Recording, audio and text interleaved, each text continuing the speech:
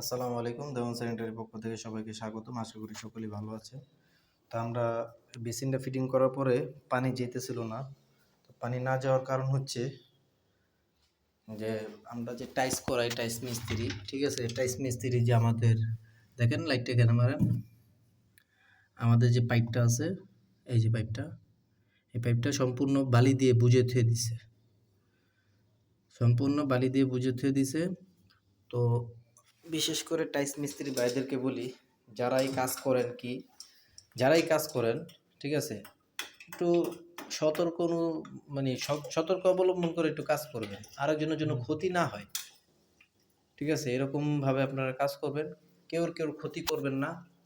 তো আজকে আমি হয়তো এই বিপদের সম্মুখীন হয়েছি বা রোগটা ধরতে পারছি, হয়তো অন্য কেউ এরকম ধরতে পারবে না, ঠিক আছে?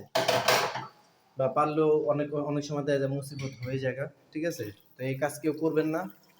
যারা টাইলস মিস্ত্রির ভাইরা আছে, আমার পক্ষ থেকে সবাইকে একটু সতর্কবার্তা দেওয়া হলো যে সবাই একটু নিজের মনে করে সাবধানতাভাবে একটু কাজ করবে, যেন আরেকজনের, আপনি পরের ভাইয়ের যেন কোনো ক্ষতি না হয়।